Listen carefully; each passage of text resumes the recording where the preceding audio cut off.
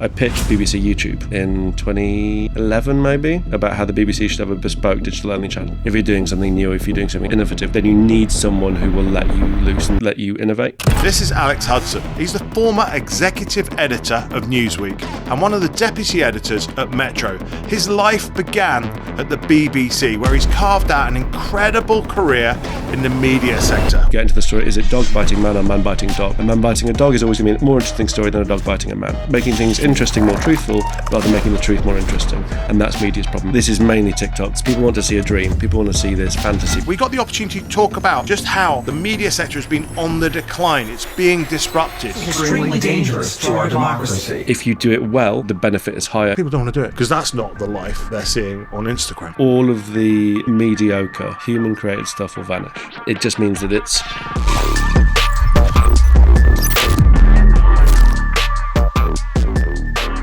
Alex and I have very different views on the way that AI is disrupting things. I think it's ahead of the game.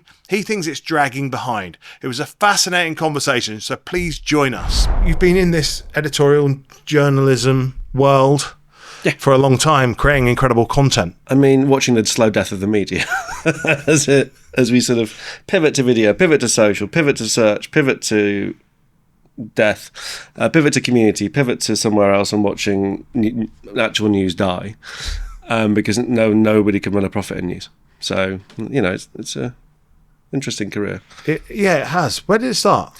I ran the student magazine back in forever ago, too long ago. Right. And from that, I made a contact who ended up working as a broadcast assistant at the BBC. Right. And so I was down in London for the weekend, I'd moved back home. Yeah. And they just happened to be like, oh, hey, we've got a spare shift. Do you want them? Doing essentially, you print scripts and you book the studios for Today Programme and World at 1 and PMs, like the big Radio 4 shows. Yes. And the whole thing about the BBC is if you keep saying yes, you keep going, can you do this shift that starts in 15 minutes? Yes. Like when you get a phone call at 4 a.m, like, hello, we've had a cancellation. Can you come in? Yes, good. There's already a car outside. See you in half an hour. Like, it's that sort of stuff. Right. And so that was night shifts. That's early mornings. But that is, you are learning from the absolute best in the industry. It's people who are breaking stories, people who are speaking to the most important people in the world, people who are the absolute pinnacle of what they do. And it's a 3-hour radio show, or it's a 1-hour late night radio show. It's unbelievably high stakes, and it's very difficult to get right, but it's so much fun. And then you get shouted at when you forgot you were sitting on the wrong strip. So we've tried to be creative with writing the weather and added some humour into it. Does not go down well. Never do that. The web side of stuff was just kicking in. So the Today Programme did have a website, but no one knew how to use it. And then a studio manager came back from Austin, like, oh, this Twitter thing, let's try it. So like, why are we doing this? And from then, Today Programme became the sort of beacon of what Twitter could be for BBC, and so I was asked to set up a Question Time social media account, and that became the biggest social conversation in the world, which I can take absolute credit for, but it was from the audience. Without the audience, it doesn't exist. And it's the easiest thing to do. Like, same as your entire social media theory is just listen to the audience, show that you are listening, talk back. Right. And that's still the advice I give now. Like, it's not this complicated thing for thousands of pounds consulting fee, but brands are still scared of it. And all you're seeing now on TikTok is actually brands starting to see, okay, if we do tell authentic stories, if we are telling honesty and we're being transparent with people, if we are highlighting big, honest opinions of real humans in our brand, it will work. And I guess that's what worked with that Newsnight channel, because you've got it is completely authentic stories. People want to talk about the show, and if the BBC doesn't talk back, the BBC has a half-hour points of view programme, and it's just people write letters in, and then and then you get some white man with a beard saying, "Oh yes, we're very sorry about this." We brought in the first live fact checkers into anything that's ever been done before. Yep. So we had a company called Full Fact doing a live fact check of the programme as it went out. So the Question Time is recorded maybe 90 minutes, between 90 minutes and 2 hours before it goes out. The idea that BBC were retweeting real audience members that weren't celebrities, blowing people's minds.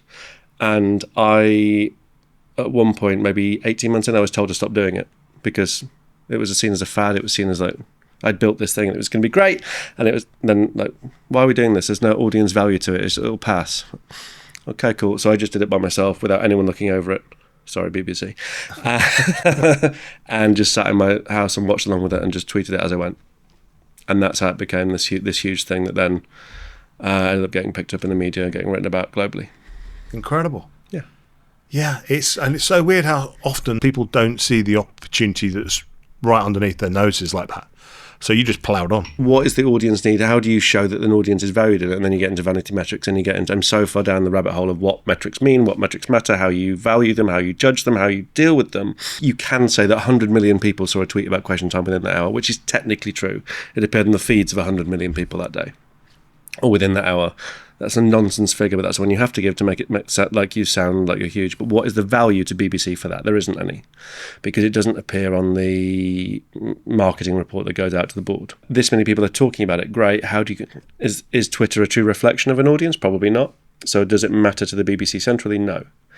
But does the buzz of what Question Time did mean that it was the only programme across the BBC that didn't show a decline in audiences as Netflix traffic and web traffic grew up? Yeah, of course it did. Can you directly show that the cause and effect of that? No, because the IPO, the way that you track that can't be 1 + 1 = 2. You have to think more laterally and think more marketing and PR wise to really get to those numbers more deeply. And that is the money or the effort that we didn't have at the time. And we're seeing the absolute boom in brand. The difficult to measure value of brand has become a real focal point over the last 24, 36 months, hasn't it? It has become more of a focus, but it's always been a focus. It's just that people didn't have people could just spend a couple of million quid on a TV campaign, and that meant their brand was seen and everything was fine. It's only because those traditional routes no longer work, excluding maybe the Super Bowl and maybe the World Cup final. There aren't those moments that really unite people together, so they're having to think more laterally. You have to think more, many of a niche makes the mainstream, and they're having to really understand what the brand means and to which audiences when and on which platforms, and that's the journey that they've had to go on. And that's why brand is...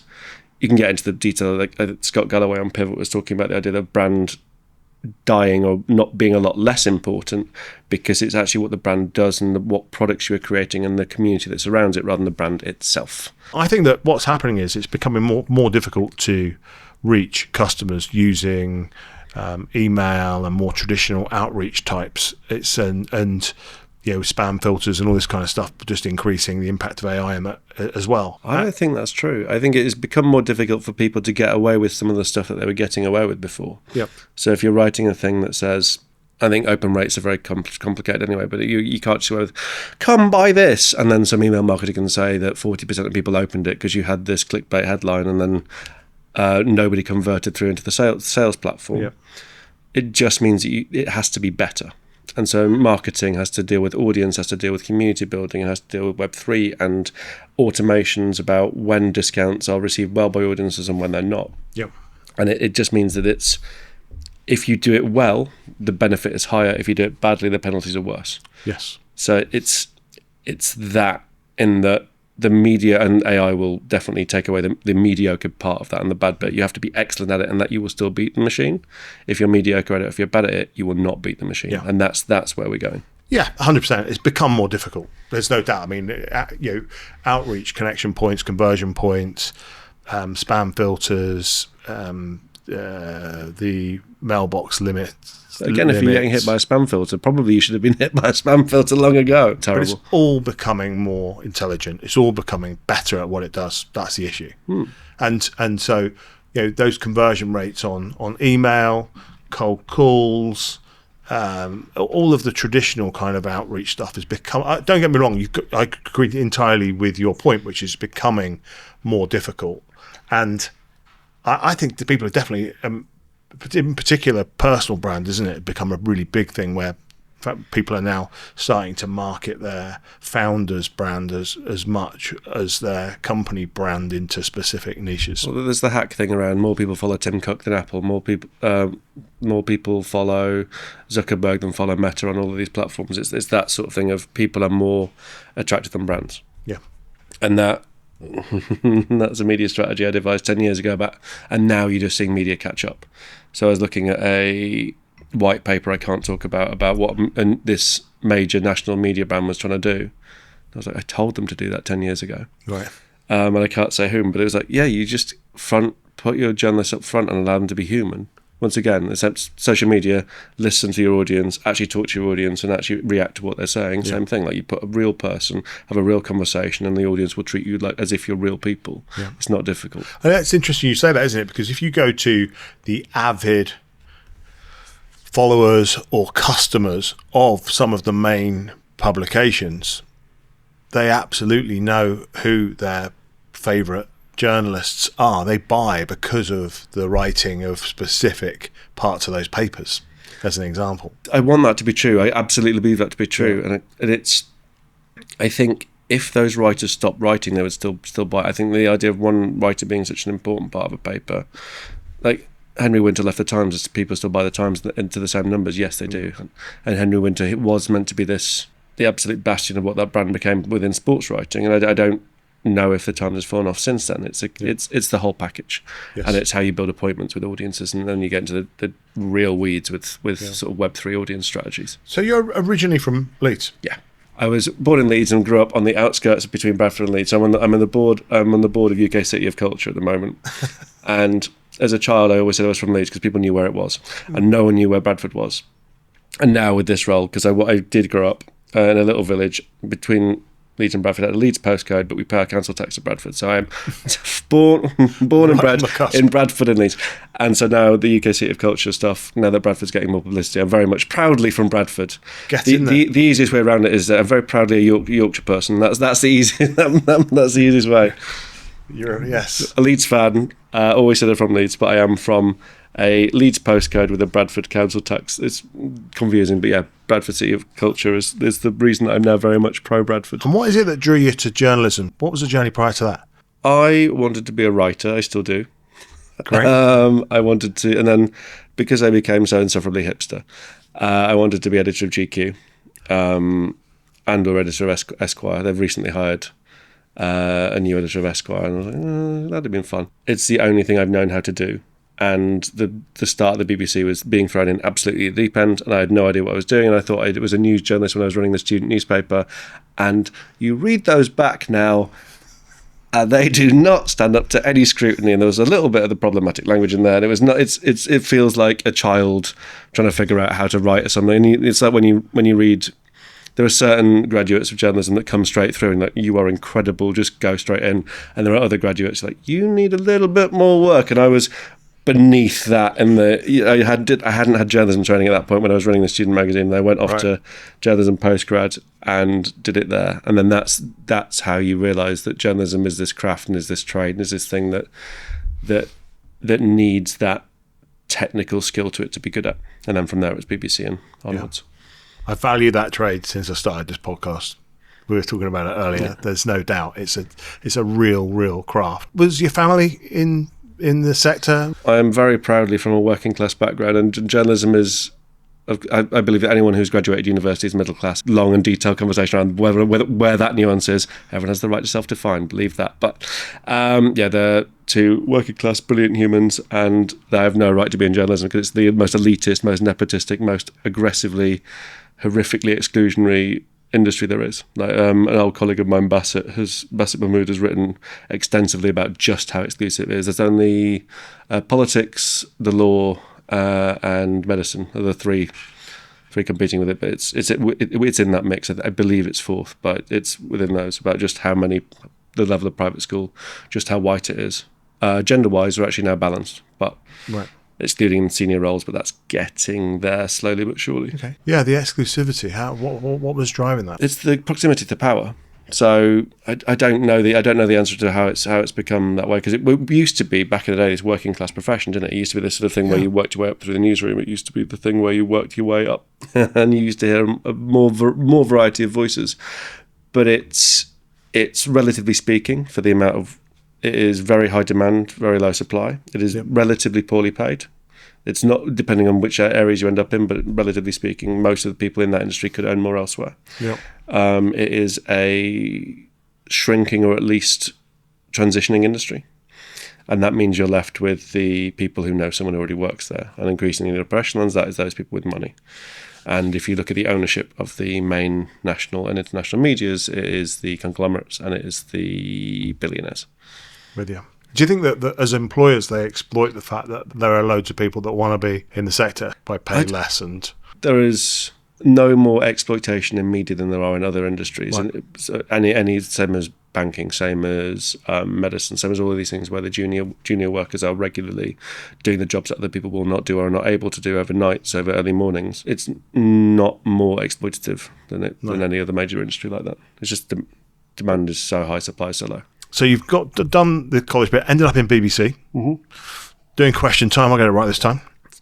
Ended up doing the social media. Where'd you go from there? I've never had one job ever at any point because I was just poking at things. So at the same time I was producer on Question Time, I was also producer and reporter on Click, the technology program, and I was working in the Impact team whose job it was to make sure all of the journalism elsewhere was retold in different formats, and then a features writer and technology reporter elsewhere. So it was a case of I want to write stories, I want to create content, I'm automatically attracted to technology which no one is getting right in the way it's reported, and I poke at new things until they make sense. So social media was my way in, where people thought I knew what I was doing. I had no idea what I was doing, but it meant that you could, because it was seen that you were the person who was the future of media. I was 24, 25 in the BBC, and the BBC at that point was relatively old, relatively traditional, and the new media bit was relatively small. It meant that opened doors, and it meant that I could write stories, and I just was belligerent and kept pushing at how the BBC should change more quickly than it was willing to change. I sense you're a strong character.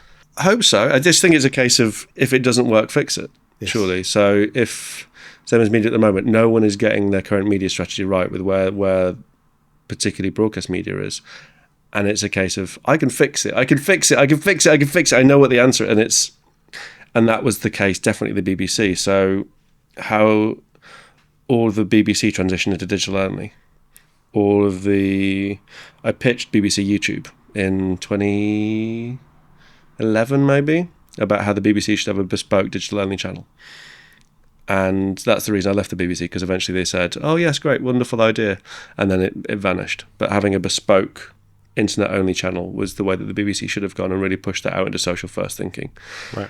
At the time when video was still this very small part of what the now almost only video social media is. And there is so much opportunity there still now, which we won't talk about in depth, because that's how I still make my consulting money about what happens now. But the next step of community building and Web3, that media, it's scary because you have to involve your audience with your process of news gathering, and you have to involve your audience with the process of feature writing, and you have to involve them in the feedback, and so your journalism gets better, and people feeling that they're part of the newsroom is this vital thing. And so that's a very long-winded way of saying I just poke at things until they work. You used the word belligerent. I sat down with a guy called Gary Eldon, who is Gary Eldon CBE, and he became the chief exec of S3 Group, which is a 3,000-man global recruitment group, PLC. And he said he was just a bit of a pain in the arse.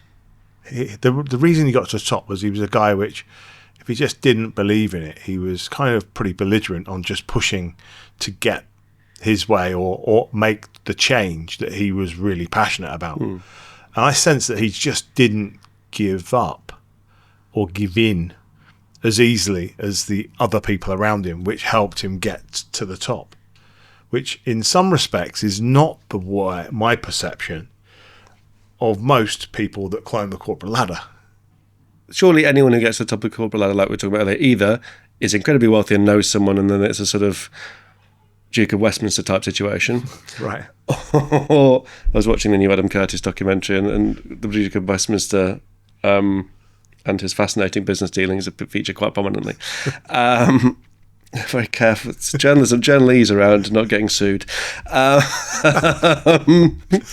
Yeah, so I think there's that route. I think there's a route of somebody in power trusting you enough to let you loose.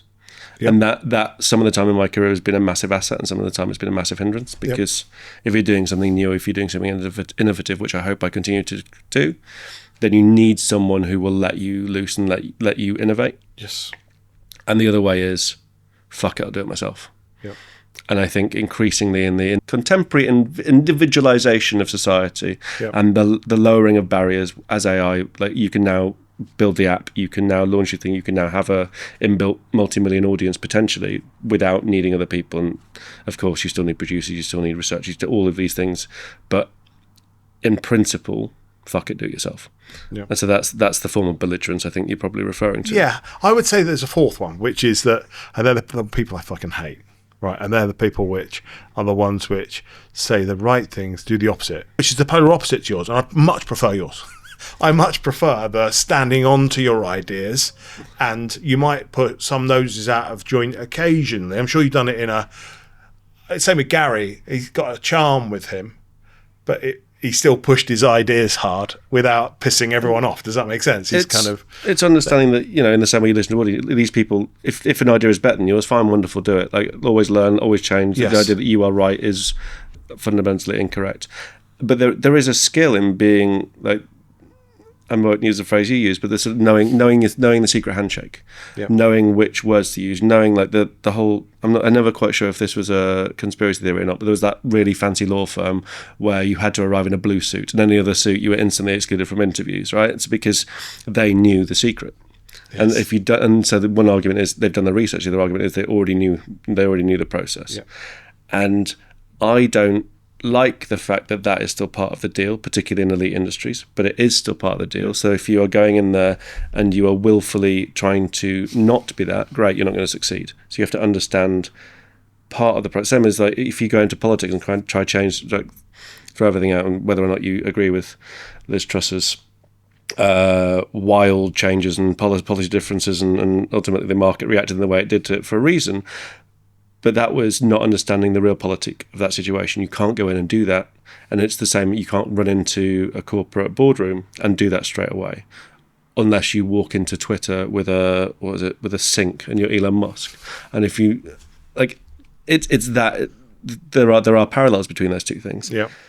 And if you don't understand how to nudge and how to tweak and how to bring people with you, then you can be in charge, but great, no one's with you. And you're not going to get real fundamental buy into your ideas, and you're not going to learn from other people, and people are going to be scared to challenge you, and that's the worst thing that could happen. Yeah.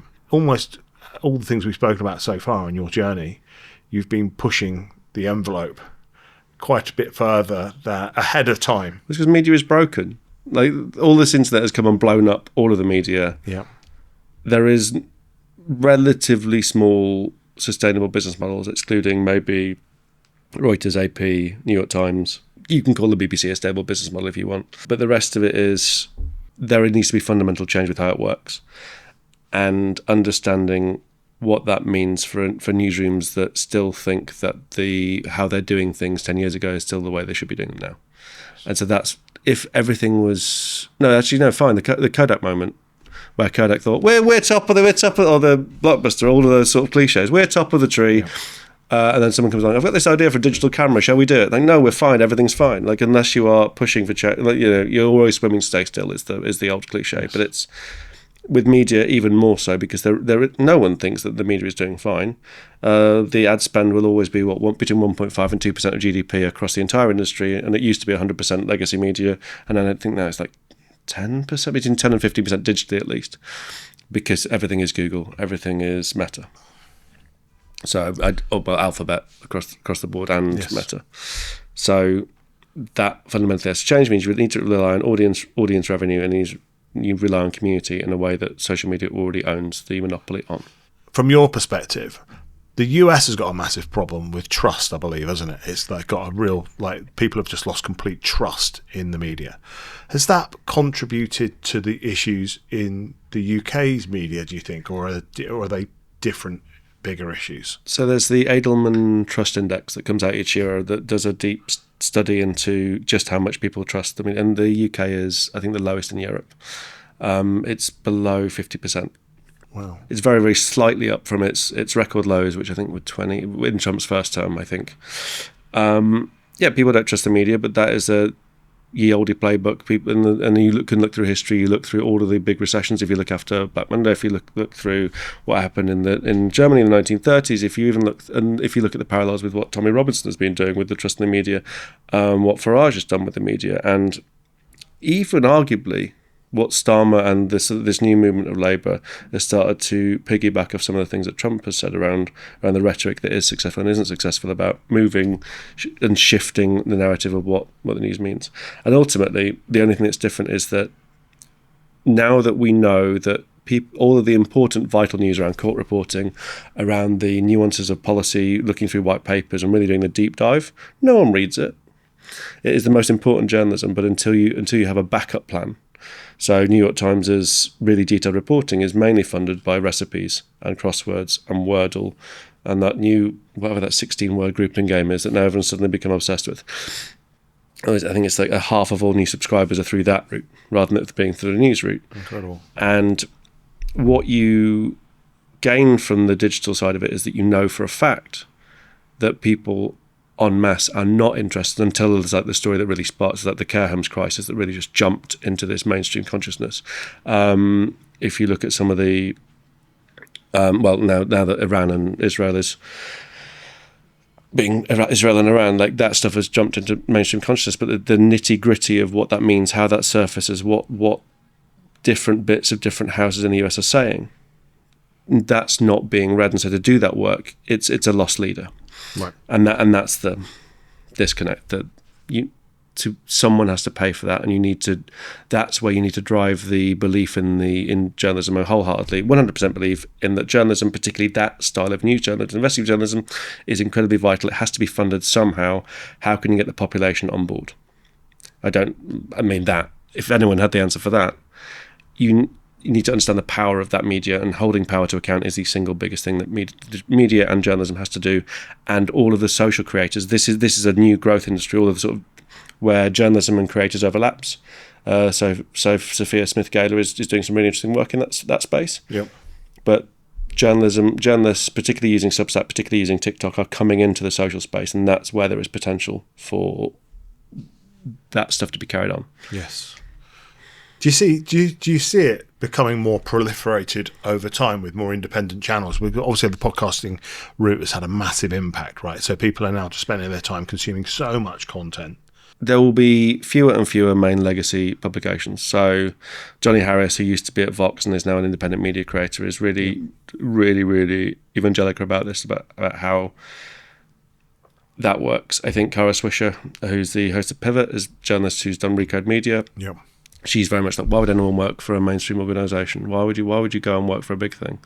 I mean, she just announced that she's getting paid around $2 million a year. So I think she's doing okay from her independent media. Who do you go to for news? And increasingly that is TikTok, Meta, Google. You will Google what the news is. I think that will snap back. So people will choose a place where they trust the news to be. But that will not be so they can buy a paper each day. That's so they can go spend 3 minutes working out if there's anything that they need to pay attention to. And how you deliver that to audiences will be the next battle of which media succeeds. And then it's which media is willing to pay contributors and journalists a percentage just to do whatever they want. The difference of journalists now turning into talent. Yeah. It's the Substack model of they're allowed to create whatever they want and Substack just takes 10%. At what point does legacy media start to think that actually is really clever as long as they can hand pick the best? I think there is merit to that, but legacy media traditionally is very bad at letting go of control, and it will be that fight that will be really interesting to watch as we move forward. That colliding of old economies and the old consumer experiences and expectations and traditional businesses and traditional expectations with the new, open, dynamic, fluid, trusting. I see these two forces challenged in almost every industry, actually, and no more so than in social media. I hadn't thought about it directly on the media lens, like in terms of the way that you've looked at it there, but it makes total sense. Elon is saying that with the slant. Elon is using that to try and discredit the media and Yep. citizen journalism traditionally. Well, citizen journalism is nowhere close to the same level of ability or specialist ability, and I think there are a few examples. So Ken Klippenstein, who's doing a lot of work around within the White House, who's just done a Substack, is a journalist who is just doing it independently, and I think that's where citizen journalism becomes more complicated. What you're seeing is the proliferation of podcasts where people are saying they're doing citizen journalism and they're not asking the follow-up question. Yeah. They're allowing conjecture to be taken as fact. They're allowing an opinion to be seen as being true. Removing gatekeepers from information, from ability to create things is obviously a good thing. Yeah. Not having the editing structure or the capability to make sure that things are correct Like the national media and the legacy media are more accurate than they've ever been, because it used to be people used to buy a paper and then the next day it was gone and they might apologise 4 days later. Now, if it's online, and Ipso does incredible work with holding the media to account. Yes. So within that, but all of the social media is not under the same scrutiny. It's not held to the same standard. Ipso is still voluntary, so none of this stuff. If something is false online, I think it grows. I think it's a Reuters report. It shares 5 times faster than the truth. So making stuff up is more profitable online when it comes to ad revenue. That's so dangerous, isn't it? And it's horrendous, the amount of garbage that people get paid per click, and you go down the rabbit hole is incredible. But you've mentioned that a couple of times, which is the art of journalism is the follow-up question. Just help me understand what you really mean by that. Take your podcast last week about your meteorite friend. Yes. This guy's adamant that we're definitely going to be mining all sorts of rare earth materials and gold and all this, and he's going to become a trillionaire. It's going to be great. Everyone's going to get billions. Is there going to be a market crash, firstly? And the second, if we have developed the ability to travel millions of miles, probably how many asteroids are within striking distance of Earth? Not many. How many rare earth materials within millions of years? We're already talking about leaving the solar system. At what point is that the best use of our time?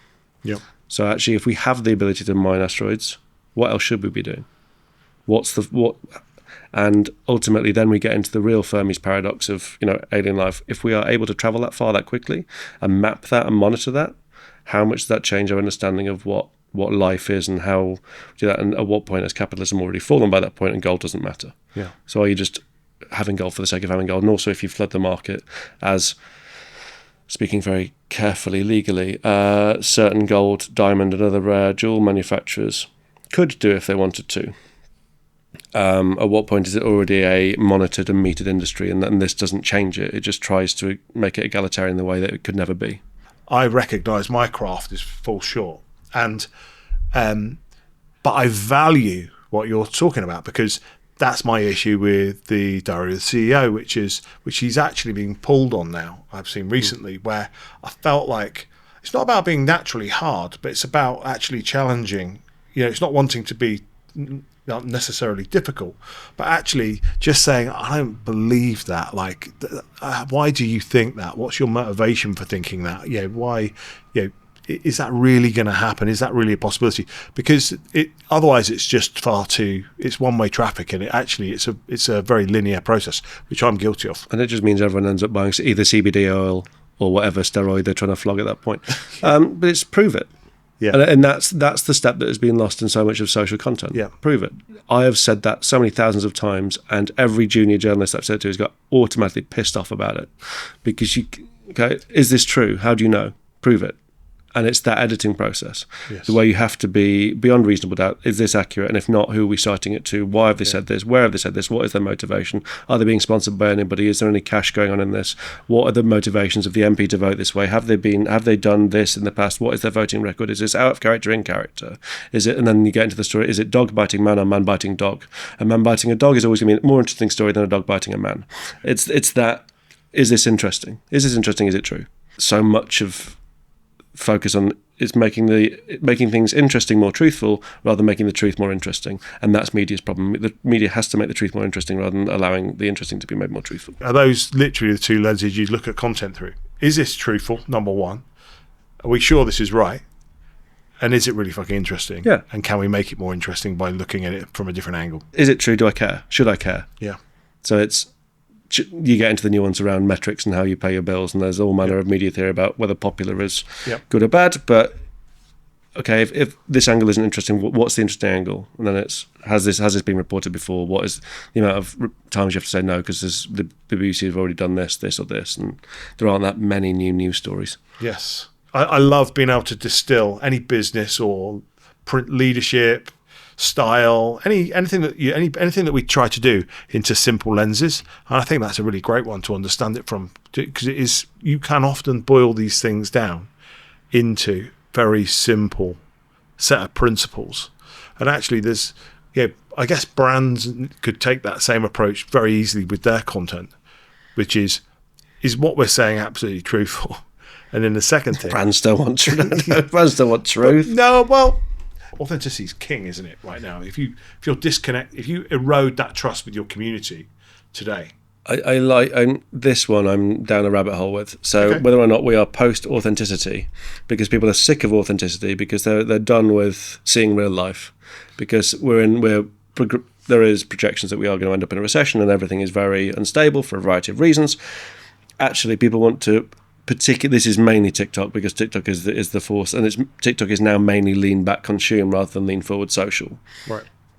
But it's people want to see a dream. People want to see this fantasy. People want to see this almost, and that's where you get into narrative brand building. That brands are increasingly looking at building series around this transparent authenticity is actually this very well curated, editorially led story that they are telling. Yep. And people just want a fantasy. And I don't know I think the answer is both. And then you test and you learn, and it depends on the iteration of what you're doing. But I think sometimes I will want the unabashed, unbridled truth. And sometimes I'll want to rewatch Star Trek, and both will come with pitfalls. Both come with promising options. A brand, a business corporation needs to be very clear when it's choosing which path to go down. Does Apple make the best phone? Does it matter? Does Nike make the best shoe? Does it matter? I think Adidas tried really, really hard to make Ultra Boost the most useful thing, and then Nike tried to. The only way that Nike has made the best shoe is by setting so many marathon world records, Yes. and then suddenly, that's the one time they've managed it. For the most part, it's not the highest bit rate. It's not the most tension within your midsole. It is, this will make you cool. The people you want to be have this item, and if you look at the community building aspect or the Web3 aspect of that on social, of you want to be friends with these people, and the route to which you get that could be through dramatic authenticity or radical transparency, all of these things, but it could just be, I want a life like that. Yes, 100%. But I would argue that the spine of that is the fact that they authentically are sponsoring Michael Johnson or whoever it might be. So the spine of that content, but it's in promoting, it's leveraging the dreams and the fantasies that come with being part of that journey.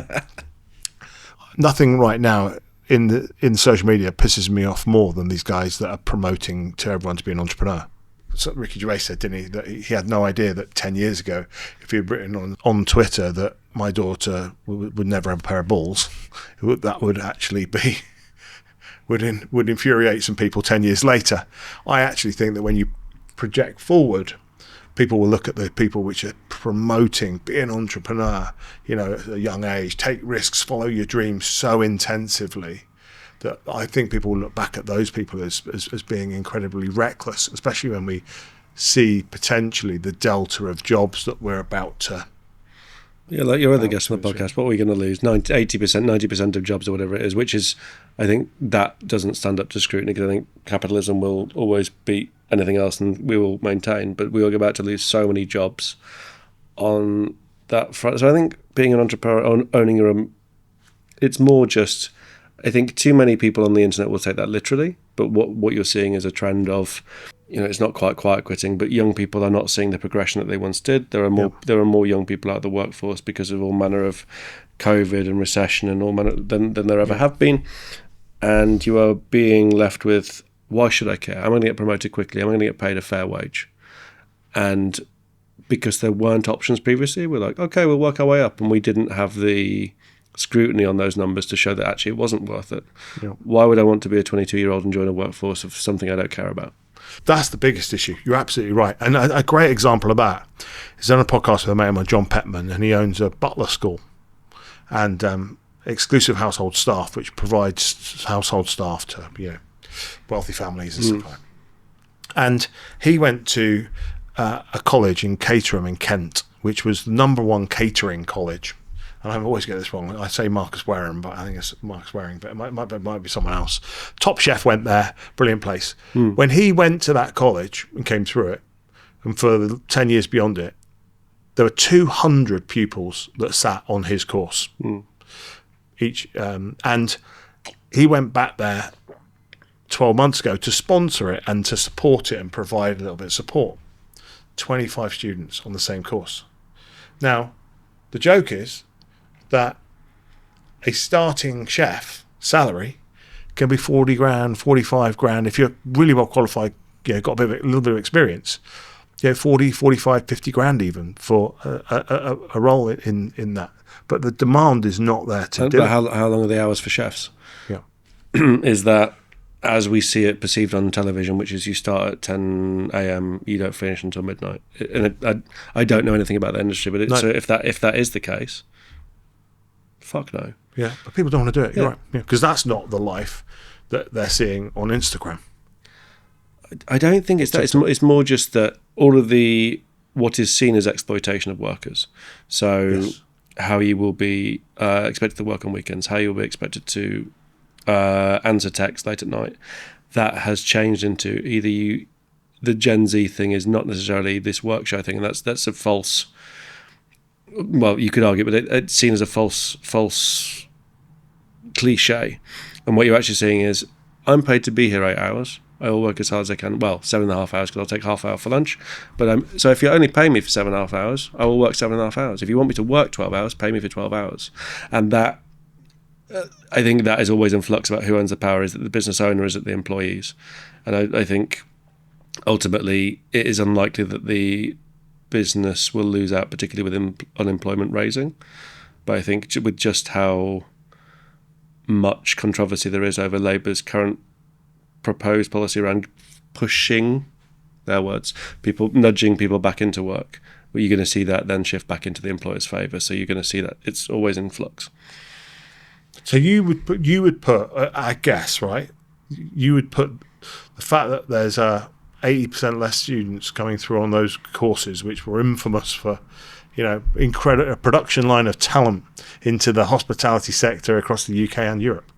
You would say that the demand, the falling demand of that, is because they have a better view on equality and their expectations of equality are just much more sensible or higher, or I think there are many people who have many doctorates, many HR business leaders who know way more about this than I do, so I don't think I'm an expert. Yeah. But what I think is that if you try and treat, and this has been true generation on generation on generation, if you try to treat millennials the way that you treated Gen X, all that you're getting with the burgeoning of the middle class. So it's more of a class issue now that working class is increasingly small and that we've built this middle class.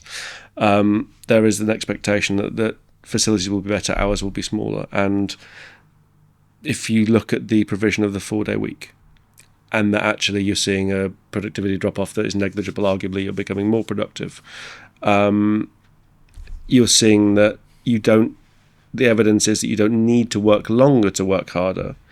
And then when more traditional recruiters or more traditional businesses are saying, actually, we still need you to work 50 hours a week. Like, why should I? I can get a job elsewhere.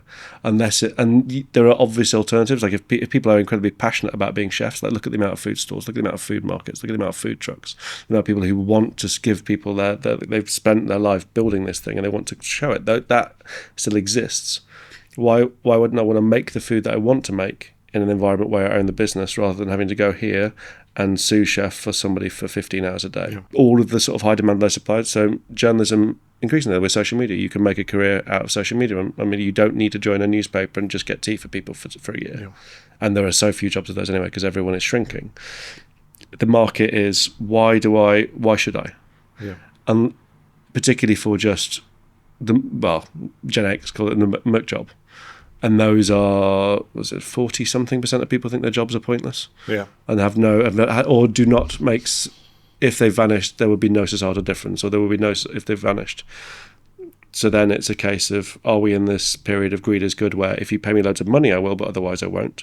Or are we in this period of, so if I'm doing social good, or if I'm making positive change, I'll do it, but otherwise I won't? And then once again, the answer is both, depending on the person we're talking about.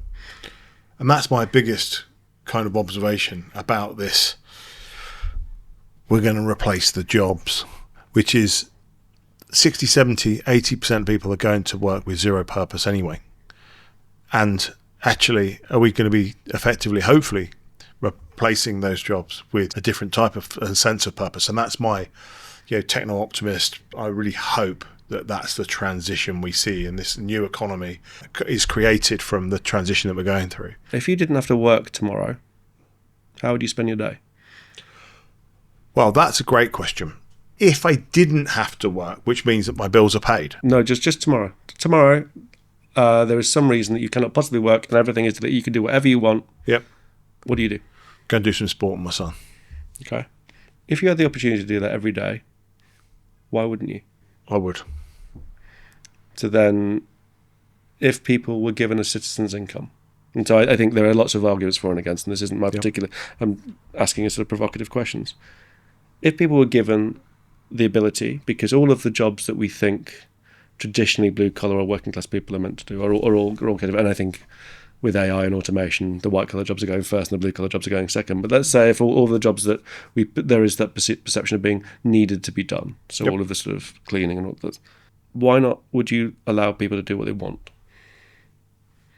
What is the argument against that? Someone said the other day, and I've been talking about it for a long time, we're the journeyman of taking this civilization to a world of abundance where the cost of goods and services are way, way, way lower. And I believe that that's going to happen. Manufacturing will be relocalized into its own current countries. The main cost of manufacturing or products will become the supply chain. That'll all be relocalized.